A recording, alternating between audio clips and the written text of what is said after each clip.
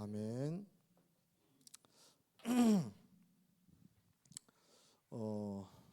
제가 원래 오늘 메시지를 이삭에 관한 거 하려고 했는데 갑자기 새벽에 모르는 전화가 온 거예요.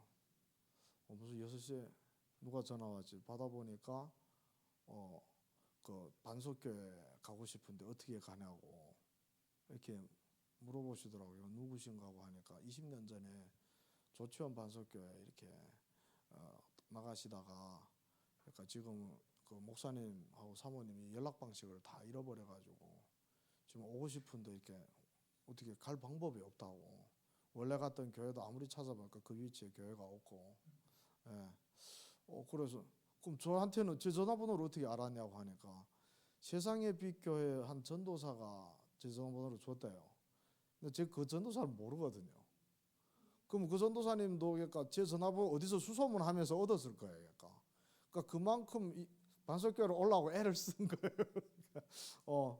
그래서 너무 아들이 너무 그러니까 힘들다 아들 때문에 그래서 5시 반에 10시 반에 만나서 좀 이렇게 얘기 좀 듣고 그래서 지금 공주에서 지금 이렇게 간호사 간호조무사 비슷하게 이렇게 간병 하고 있는데 그래서 이제부터 좀 예배를 좀 드리겠다고 이렇게 말씀드리더라고요. 그래서 많이 기도 부탁드립니다. 오늘 말씀은 사실 현장에 따라서 말씀 맞추다 보니까 권사님의 그 현장에다 말씀 오늘 맞추게 되었습니다. 급하게 끝까지 포기하지 않으시는 하나님. 제목을 이렇게 잡았는데요. 우리 본문 잠깐 봅시다. 마태복음 18페이지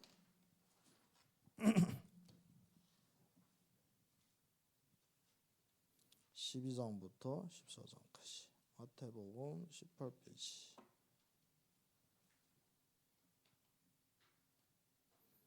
12, 13, 14입니다. 18장 마태복음 18장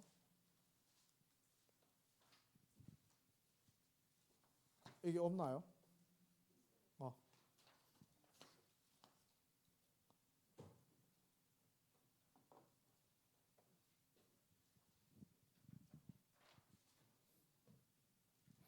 우리 12절부터 14절까지 우리 합심해서 읽겠습니다. 시작. 너의 생각에는 어떠하냐? 만일 어떤 사람이 양 100마리가 있는데 그 중에 하나가 길을 잃었으면 그 99마리를 산에 두고 가서 길 잃은 양을 찾지 않겠느냐? 진실로 너희에게 이르노니 만일 찾으면 길을 잃지 아니한 99마리보다 이것을 더 기뻐하리라. 이와 같이 이 작은 자 중에 하나라도 잃는 것은 하늘에 계신 너의 아버지의 뜻이 아니니라. 아멘.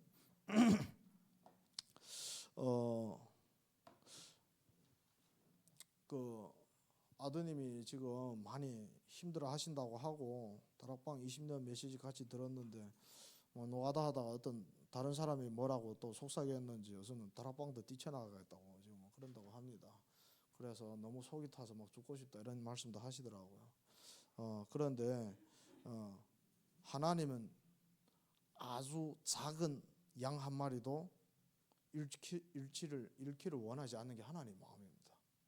그리고 그 똑똑하고 길을 잘 찾는 99마리보다도 그 비실비실한 그 한 마리 때문에 하나님은 그걸 찾아다니고 그 한 마리를 찾은 그 기쁨이 99마리 얻은 것보다 더 기쁘다고 했습니다. 이게 무슨 말이냐면 이걸 이해를 할 수가 있어야 돼요. 우리는 보통 제사를 위주로 찾잖아요. 그러니까 제사가 아닌 사람 좀 이렇게 많이 홀대를 할 수가 그런 경향이 있을 수가 있어요. 그러니까 좀 똑똑해 보이고 좀 이렇게 성과를 있을 만한 사람들을 찾아다닌단 말이죠. 제사 운동 한다고 하니까 그러는데 하나님의 마음은 그렇지 않습니다. 왜냐하면 일단은 제사를 많이 찾는 이유도 그 제사들을 통해서 더 많은 무리를 찾기 위해서 그런 겁니다. 결국에는 많은 사람 구원받기 위해서 그럽니다. 하나님은 똑똑한 사람이면 좀 덜 그런 거 없어요. 다 하나님이 자녀예요. 우리가 만약 자식 둘이 있어요. 한 명은 엄청 공부 잘하고 신경 안 써도 제절 알아서 다 해요. 한 명은 좀 지적 장애가 있어요.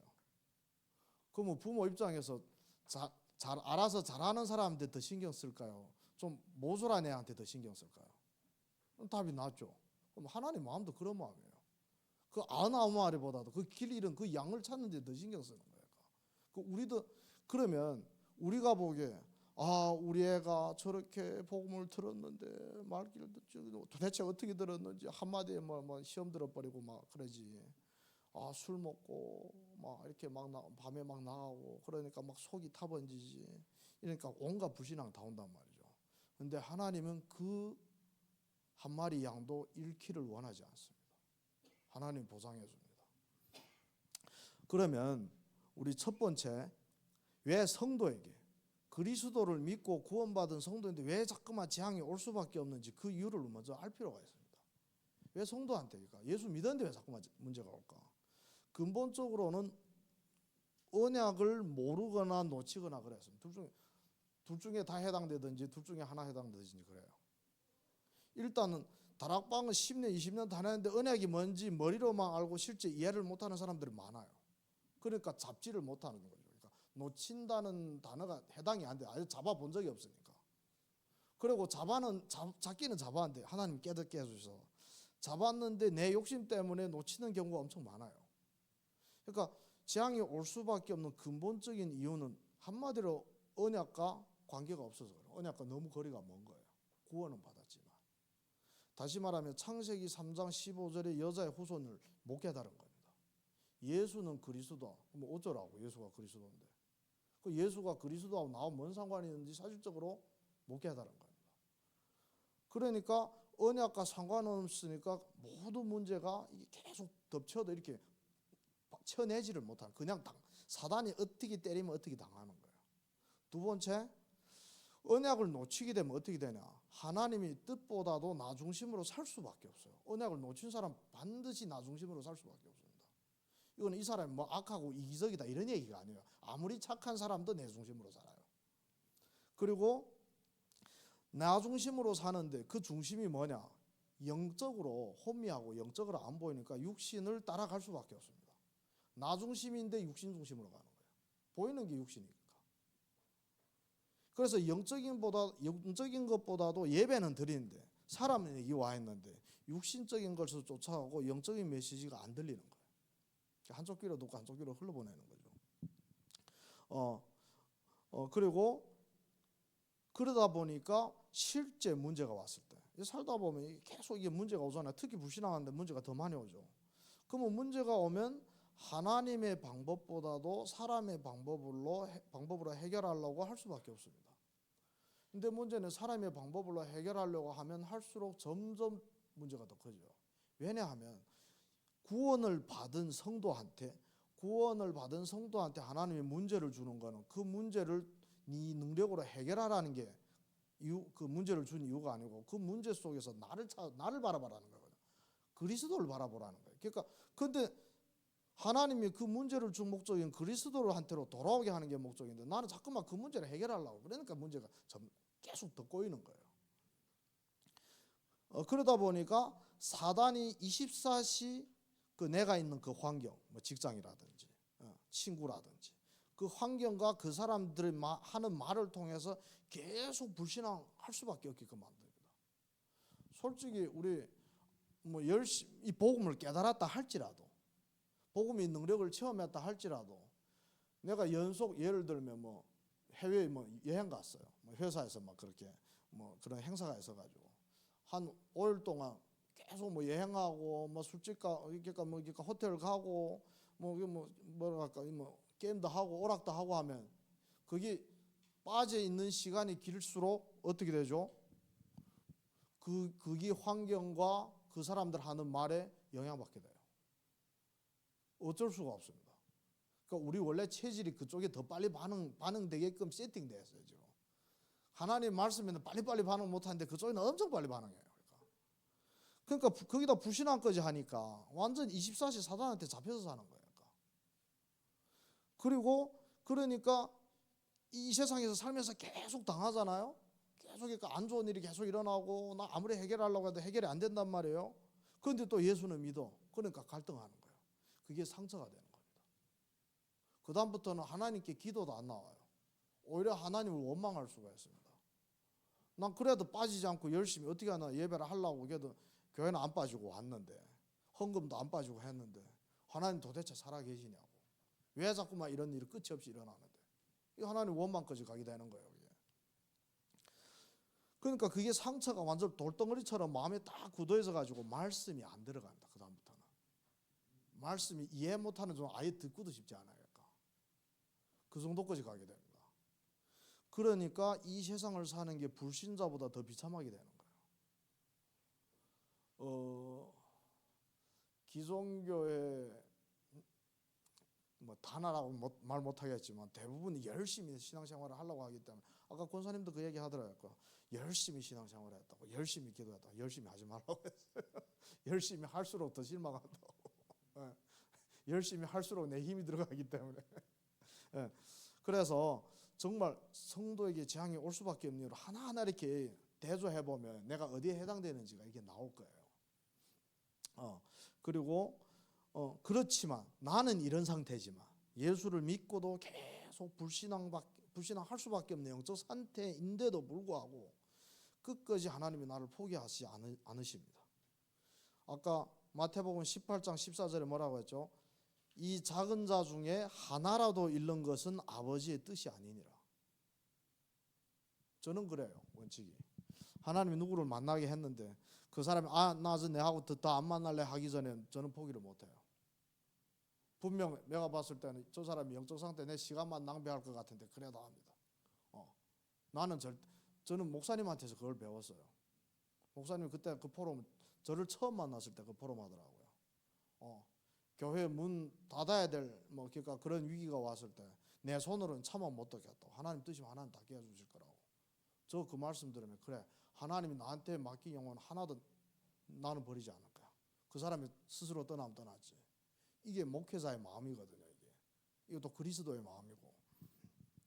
그래서 그리고 또 하나님은 고린도전서 1장 8절 볼게요. 우리 잠깐 고린도전서 1장 8절.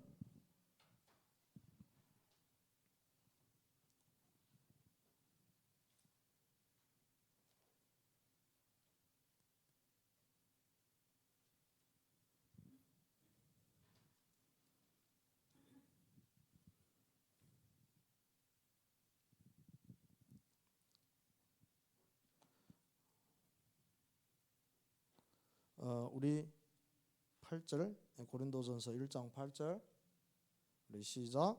주께서 너희를 우리 주 예수 그리스도의 날에 책망할 것이 없는 자로 끝까지 경고하게 하시리라. 내가 경고하게 하는 거, 나는 경고하기 못해. 하나님이 나를 끝까지 경고하게 하신다는 거예요. 내 믿음을 우리가 잘 돌이켜봐요. 우리가 10년 전에 5년 전에 비하면 아무리 지금 볼품이 없더라도 그때 비하면 믿음이 많이 성장했잖아요.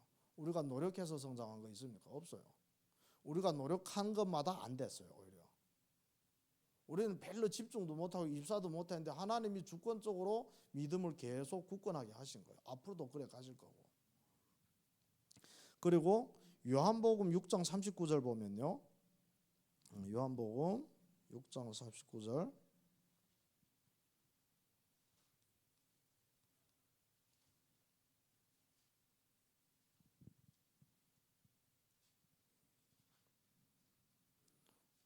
이게 잠깐만,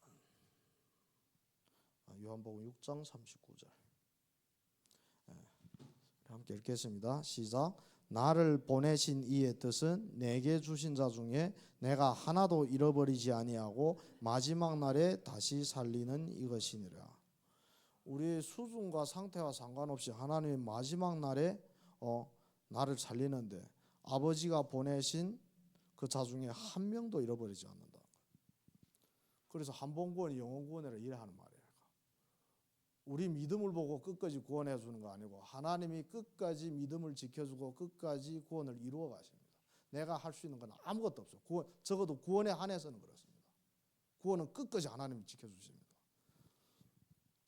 그러니까 하나님은 우리가 보기에는 내 꼬라지를 보니까 저는 나이도 많이 들었지, 그렇게 오래 복음 들었는데 별로 되는 것도 없는 것 같지, 막 자포자기하고 싶지, 막 자유감이 들지 하는데 하나님은 끝까지 우리를 이끌어 주시고 믿음을 견고하게 하시고 구원의 날까지 우리와 함께 하신다는 사실, 우리가 성경 구절을 통해서 확인할 수 있고요. 그러면 하나님이 왜 우리를 끝까지 지켜주냐? 왜 구원해주고 구원받은 우리가 계속 불신앙하는데도 불구하고 끝까지 지켜주시냐? 구원의 동기, 조건 없는 하나님의 사랑 때문입니다. 조건이 없는 하나님의 사랑 때문에. 조건을 붙이면 우리가 한 명도 구원 못 받아요. 그 앞에다가 이렇게 하면 구원해 줄게 하면 한 명도 못 받습니다. 구원을. 그러니까 무조건적인 사랑인 거예요.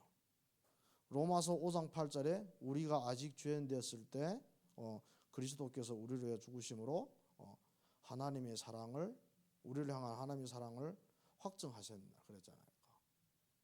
그리스도를 죽이는 것만큼 하나님의 사랑을 증명할 수 있는 다른 방법이 없어요. 우리가 아무리 옆집 사람이 너무 절친이라고 해도 그 사람을 위해서 내 자식 죽일 수 있습니까? 못 죽여요. 이거 정말 죽였잖아요. 그 사람 때문에 우리 자식 죽었잖아요. 그럼 정신병자 소리 들어요. 정상으로 안 봐요. 그러면. 그러니까 하나님은 하물며 절친도 아니고 원수지간이, 우리하고 하나님하고 원수지간이었잖아요. 영적으로는 원수였어요. 진노의 자녀랐단 말이죠. 그리고 스스로 하나님을 배신하고 떠났어요. 먹지 말라고 했는데 지가 하나님대로 먹은 거잖아요. 그런데도 자기 자식을 희생하시면까지 아직 죄인 되었을 때 하나님을 인정도 안 하고 뒤에서 욕설 퍼부을 때 하나님이 우리를 위해서 아들 죽였다는 거잖아요. 그만큼 하나님의 사랑이 없어요. 그리고 히브리서 4장 15절 16절 보면 우리 잠깐 이걸 볼게요. 이건 신앙생활에서 해당되는 부분입니다. 히브리서 4장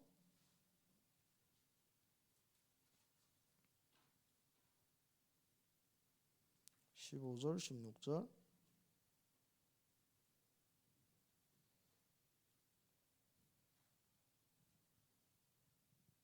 14절부터 읽겠습니다.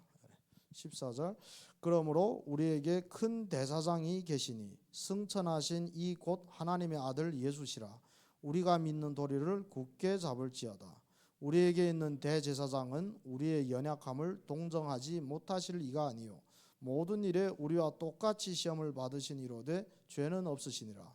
그러므로 우리는 긍휼하심을 받고 때를 따라 돕는 은혜를 얻기 위하여 은혜의 보좌 앞에 담대히 나갈 것이라.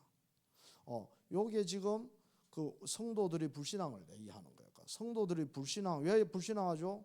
일단 믿음이 약하니까, 또 문제 앞에서 연약하니까, 영적 상태가 불신앙할 수밖에 없는 영적 상태니까. 그런데 하나님은 우리의 이런 연약함을 동정한다고 했습니다. 15절에 보면. 그러니까 꾸짖지 않고, 그러니까 그렇게 나약한 거 오히려 동정하는 거, 불쌍히 여기시는 거예요. 16절에 보면 긍휼하심을 받고 불쌍히 여기시고 때를 따라, 그러니까 그 사람의 여정에 따라, 이정표에 따라서 그 하나님이 돕는 은혜를 얻게 하기 위해서 뭐 하라고요? 예배하는 자리로, 은혜의 보좌 앞으로 담대히 나오라고 하는 겁니다. 그러니까 예배 속에서 예배 성공, 인생 성공이나 이래 하는 말이에요. 그러니까 내가 지금 나약하잖아요. 내가 막 흔들린단 말이에요. 그런데 문제가 터졌어요. 어떻게 할 바를 모르겠어요. 그런데 자기절로 아무리 성경 봐도 뭐가 뭔지를 모르겠단 말이죠. 근데 예배하는 자리로 나오면 하나님께서 그 메신저를 통해서 그 사람한테 꼭 필요한 말씀 주십니다. 그러면 그 말씀을 가지고 그 때에 따라서, 그 사람의 시간표에 따라서 그 말씀이 들리게 하는 거예요. 똑같은 말도 그 시간표에 따라서 들리는 정도가 다르기 때문에 그런 겁니다. 근데 어쨌든 모든 사람한테 다 유익이 되는 말씀인 건 맞아요. 그래서 그 은혜를 얻기 위해서, 다시 말하면 해답을 얻기 위해서 예배하는 자리로 담대히 나오라는 거예요. 나 지금 막 힘이 쫙 빠져있고 나 힘이 빠졌으니까 나는 예배도 안 갈래. 내 상태가 좀 좋아지면 갈래. 보통 그러잖아요. 나 아프니까 못 가고 이러니까 못 가고 이러니까 못 가고. 그럴 때일수록 나와야 됩니다. 그럴 때일수록 하나님의 역사를 더 체험할 수가 있어요. 그리고 로마서 8장 39절 우리 잠깐 봅시다.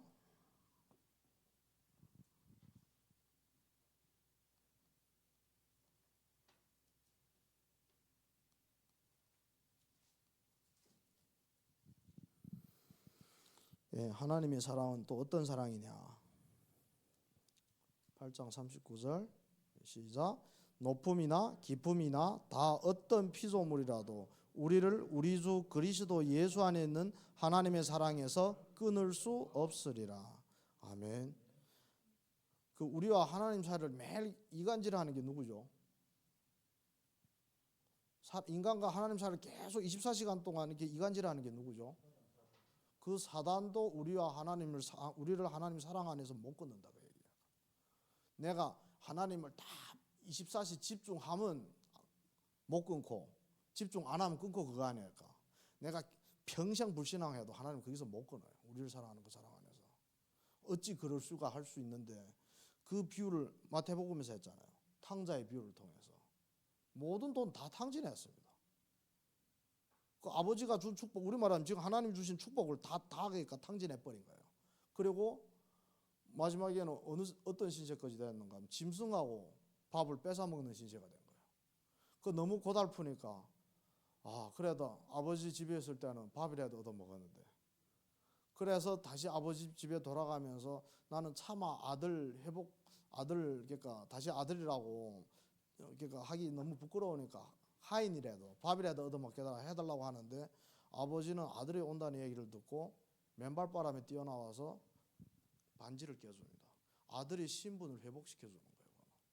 반지를 껴주는 거는. 그리고 아버지는 지금까지 그 아들이 돌아오기만을 기다렸지, 봐라 돌아온다 내가 어떻게 벌 줄게 이런 거 전혀 안 했습니다. 이게 아버지의 마음이에요. 끝까지 우리를 사랑하고 이끌어가신 하나님 사랑입니다. 이게 믿어지잖아요. 아무런 두려움도 없어요. 내가 불신앙할수록 하나님한테 더 감사합니다. 왜? 아버지가 아니고 우리가 어떤 엄격한 법의 잣대 밑에 우리가 있었다면 우리가 한 행실대로 그대로 다 대가를 치러야 돼요. 근데 아버지는 로마서 8장 1절에 뭐라고 했죠? 무릇 그리스도 예수 안에 있는 자에게는 결코 정죄를 안 한다고 했습니다. 하나님 끝끝 베드로가 한번 우리가 내 형제를 얼마만큼 용서해 줘야 됩니까? 하루에 7번 용서해주면 되는 거니까 7번이 70번 해라는 거잖아요. 그 무한하게 용서해서라는 얘기예요. 오른뺨 맞으면 이것도 내밀으라고 하잖아요. 그러니까 끝까지 우리는 심판할 권리가 없어요. 하나님만이 심판할 수 있는 거죠. 우리는 다른 사람 심판할 권리가 없습니다. 우리는 사랑할 권리밖에 없어요. 그 사랑이 어디서 오냐? 하나님이 나에게 주신 그 사랑이 깨달아지는 만큼 그게 되는 겁니다. 그래서 권사님이 아드님도 하나님이 그리스도의 목숨으로 바꾼 하나님의 자녀예요. 권사님이 포기해도 하나님 포기 안 합니다. 걱정할 필요 없어요. 우리 결론 봅시다. 요한복음 6장 29절 똑같은 거예요. 아까는 39절이었고 이번엔 29절입니다.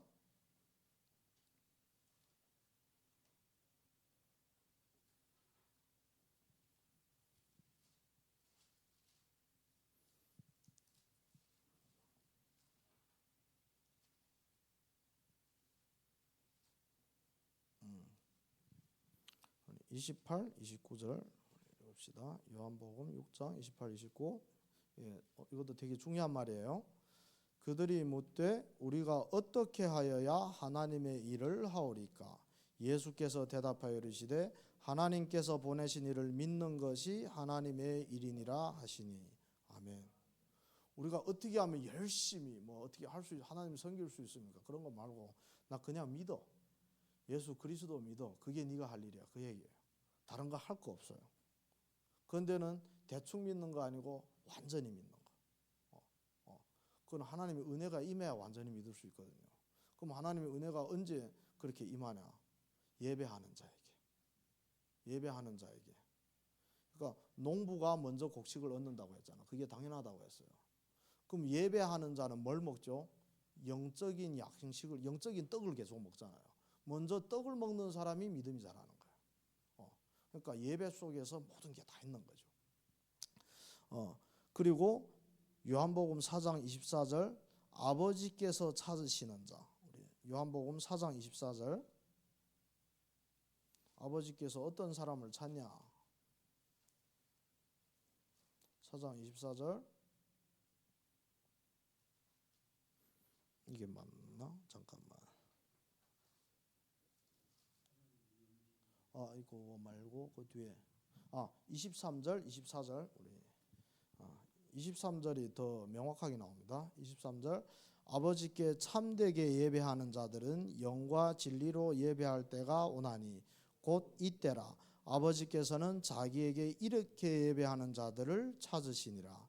하나님은 영이시니 예배하는 자가 영과 진리로 예배할 자니라.